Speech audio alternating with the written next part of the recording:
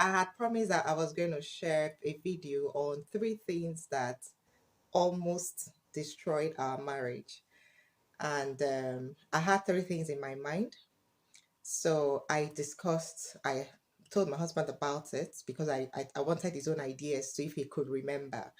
And the reason is because I want to share this because I believe that the things that people go through should be things that other people can learn from. And the second reason that I started doing this is to let people know that I don't live a perfect life, okay? I don't have a perfect family or a perfect home. And some things that people could be going through, I could have also gone through them. Yeah, I also could have gone through them. So that's the reason why I'm also bringing in my own amiibo into my own stories. So yeah, he did. In fact, he added some that I didn't even think about. So I'm going to add it to my list. I had three things in mind, but he added a fourth one, yeah, to it. So I'm going to be sharing four things with you today. So the first one was religion. So when we got married, okay, before we got married, two of us were attending different churches, Pentecostal churches. He was attending um, Paul Adefarason's church, House on the Rock. Sorry. Yeah, he was attending House on the Rock. I was attending Christ Embassy. And House on the Rock was on the island, and we were living on the mainland. So where we were living was the church I was attending was closer to our own home or a branch of that church. And because we were working on the island, Monday to Friday, we're going to the island. So we didn't also want to go to the island during the weekend. So that was how we agreed that we will be going to the church that I was going to because it had a branch close by. So, but each time that he went to that branch of Christ Embassy or Christ Embassy in general, he had issues. So let me go back a bit. So during our honeymoon, yeah, before this thing started, during our honeymoon, we had traveled to the United Kingdom and we stayed with a cousin of mine. Part of our stay was with my cousin, who, for the greater part of her life, she was in Christ Embassy. In fact, she started attending Christ Embassy from school. You know, they will start from school, Believers Love World, then they will now grow into the church after they have graduated. Yeah, so she was a church worker yeah, from school and after she graduated. So we spent some time in her place. So during the conversation, she was asking, so which church are you guys going to? So my husband said, Christ Embassy. She was like, Christ Embassy. Don't you ever go to Christ Embassy? You know, so she started talking to my husband. My husband was already was didn't really like the church, okay? But at this time, there was nothing anybody was going to ever tell me about Christ Embassy that would enter my ear. In fact, my ears were blocked. You know, so she told me now she had spent over almost 20 years of her life going to Christ Embassy because when she also went to the UK, she was attending Christ Embassy. So she told my husband, this happened, this happened, this happened. I said, well, I'm not interested in all those things that happened. What I know is that as long as it didn't happen in my own branch, I'm not particularly interested to hear the story. I'm sorry it happened to you. So I blocked my ears from everything she was saying. I was not interested. So it was a very horrible, in fact, I would say that my outing, that honeymoon experience for me was totally messed up because of that scenario that played out. Because at this time, you know how it can be. So I can actually relate with people when you talk about churches, their church, their man of God, you know, and the way they react because I used to be like you. Anyway, so bringing it back to when we when we came back and started going to the church. So he was attending, but it wasn't like he was very happy with the place. So anytime we go to church, he will complain, why is the man's picture everywhere? You people are worshiping this man, this one, that one. I said, close your eyes, don't watch those, look at the pictures. Let's listen to what he has to share. Anyway, so these things were really going on. So He wasn't very comfortable with that church, but because that was the only one around us, so we were just attending, and he was just attending, going with me. But after some years, I myself began to realize that, you know, all that I thought was it wasn't really it. So my eyes eventually opened at some point. But before now, there was a lot of tension, especially when he gets talking about the deception going on in the church, how these pastors are deceiving people, taking their money from them, lying to them. He was always going about those things. And the person that was attacking the most was me, because he was living with me. So when he starts talking about these pastors, I didn't have this information, as much information as he had. So he always was saying these things, but I would tell him, like, don't talk about them. Don't talk about them. You don't know them. Why did you hear this one? Women are mouth. Anyway, so that was the drama that was going on then. So topic of religion was something that, in fact, if my husband wants to have that conversation, he's sure that I'm not at home, because when he starts trying to say, this pastor, fake miracle, if I hear, I'll jump out. Anyway, but today is a different story. With time, my eyes opened. I also started realizing some of these things, and my eyes popped open. And today, you already know my position about all that. So, religion was the first thing that was going to destroy my home. Thank God it didn't. Thank God I received sense on time. Anyway, so that's number one. So the second thing that was going to destroy our marriage was what my husband called irresponsible behavior. Yes, and that one goes to him. So in the beginning of our marriage, the days, I call it the days of ignorance. So I felt he was nonchalant about many things. Yeah, we were both working, but I felt I wanted a more involved person in the house, someone who is thinking about the way the house should run. He wasn't that person. So, and that was making me think too much. I was doing a lot of thinking about certain things in the home, and it was really, really getting me angry. So sometimes I want to talk about it. Of course, you men and your over bloated ego. So don't think he had a bit of it. So, because you don't think a woman should be telling you things, and these are things you yourself you didn't think about. Anyway, so some of those things were creating issues in the house, you know, things will be happening, you're not aware, you're not thinking about it, irresponsibility. So those things were creating a lot of friction. I'm going to give you a typical scenario. So because I reminded him when he was saying, just remind me a bit of some of them. Because like I said, those were days of ignorance. He's not anything about those things now. He's totally a different person because he started educating himself again, about what a man is expected to be, a husband is expected to be. So let me paint a typical scenario. So I was pregnant with my first child, and you're pregnant, you're expecting a child. So you don't expect that, I'm supposed to do all the thinking about that child, because in 9 months' time, the child is going to be out. So it's not enough to be the one taking pictures. Oh, I have a baby, I have a baby.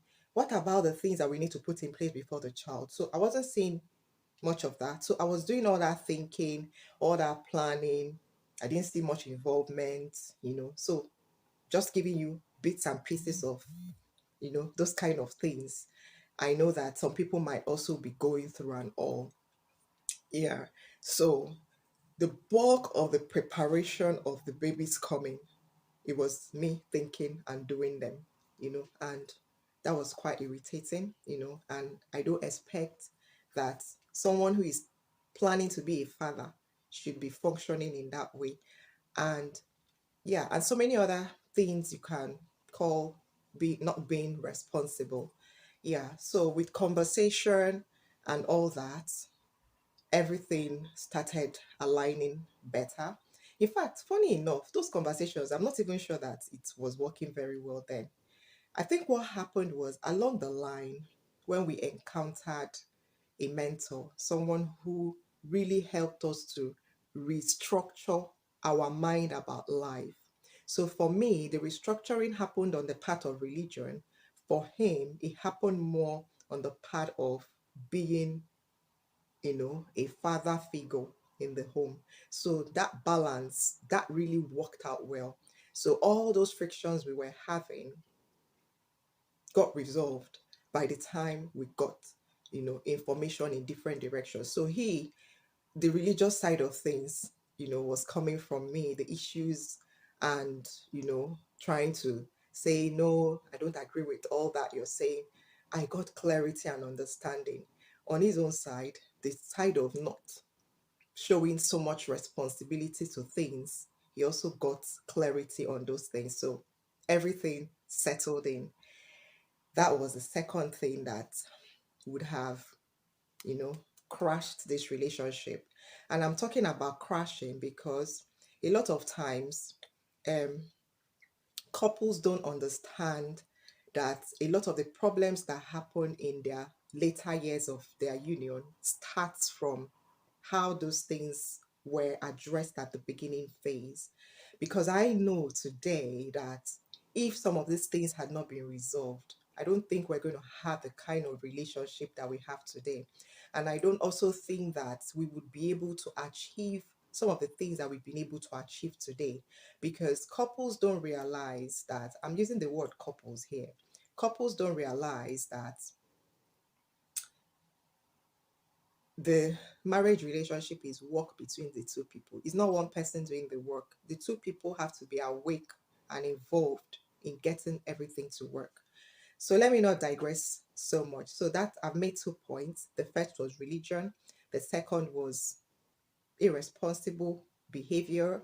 The third thing that would have impacted on us negatively is what I call bad business decision. Yeah, that one also will go to my husband. So in the early years of our marriage, we had some investments we were working on, we were running, and we were also working, helping other people manage their investment. And that was how, all of a sudden, from nowhere, one lady came with a bright idea of a new investment. So when my husband communicated that idea to me, I told him that I was not comfortable with that idea, not because it was coming from a lady, but because I felt I asked certain questions. Now, both of us are from banking backgrounds, but my experience was in the business side of things. So I was asking business questions like, how long has this person done this business? It was just a new thing she was thinking about. I said, and that's high risk. I don't want to commit my funds to someone who is just starting something, who wants to do an experiment with me. I would rather stay with, because the lady was promising good good returns on the investment. But yeah, I want good return, but at the same time, this is a new business, so she's still experimenting. I'm not comfortable. But of course, again, you men, the way those things that stuff your ears in. So he didn't listen. He went on and committed funds to this business, and in fact, by the first month, everything went, down. By the first month, there was no money out. Our money got stuck. Not just our money, other people's money. It was a very, very, in fact, if I'm even rating the things that would have impacted, I think I'll rank this one number one. I'll rank this one above the other two that I've spoken about, because, and the interesting thing was that this thing was happening at the same time that we were also dealing with these other issues I'm talking about. So you can imagine the kind of tension that would be in the house. We still had some other unresolved differences that we were managing, and then this added to it. So That period was not a very, very pleasant period for us, especially because I envisaged this problem. It was not a good time at all. In fact, if I didn't end this relationship then, I don't know. So the good thing about this experience, it was a bad one, was that this experience was what led us into discovering the man, the messages, the content that eventually turned our whole life around. 360 degrees turn. Yeah, because that is a different story. So, yeah, so that was what happened. Through this problem, it lingered, it lingered. I think this happened in 2013. After 2 years of issues and all that, trying to resolve it, trying to get the police, we tried all sorts of things. Nothing worked. We had to accept that this money was lost. We lost our income, we lost other people's funds. It was a very, very messy situation. Yeah, then I would leave. So, because the topic of this conversation is the things that would have um, crushed our marriage. So, this is a third thing. Then the fourth thing, the one my husband added today when I was asking him for ideas, the fourth one is in-law interference. On that one, I don't have so much to say about it because he handled it very well, handling it very well. So usually in Africa, in Nigeria, we know that these ones are very normal. Okay, couples would always, most couples will have to go through that interference because of our culture. Everybody wants to involve themselves in a new family, trying to suggest things, you know trying to run their home. You already know, you're in this thing already, so you know how these things work. It's nothing new. Yeah, but where I will really give him the kudos is in the addressing of it, in the handling of it. So he's done a very, very good job at putting the boundaries where it should be. And this is going out to men also. A lot of men don't pay attention to this interference that tend to ruin your home. A lot of, yeah, interference can actually come from both sides, but from my observation, I think it comes more from the side of men. And that is because a man marries, already they're expecting babies, they're expecting children, they're expecting sex, this sex of each child. Everybody is putting their mouth inside your story, inside your matter. They are checking the lady out. Can she cook? Can she do, it's always about, I think the interference is more from that side. Yeah, I also know of scenarios where it happens from the side of the woman, but usually on the side of the woman is usually when the woman is involved. Maybe she comes from a background where people feel entitled to the man's resources. They feel that, yes, you're married to our sister, so you should do this for us, you should do that for us. Yes, it's okay for the man to support if he can, but it's not your right. He's not your father. Okay. So yeah, I know that interference can come from two different sides, but this I have explained to you is usually how it plays out. It does happen more from the side of men. And this is going out to challenge our men that you are the one who needs to protect your home. You need to strike that balance properly. If not, you will end up ruining your marriage. So these are I promised you three things, but now I'm giving you four things that would have ruined our home. Thank you for watching. Feel free to drop your comments. Feel free to ask more questions. Feel free to tell me what you think I should expand on more. I'm happy that you watched this video. Have a wonderful Saturday and enjoy the rest of your weekend. Bye.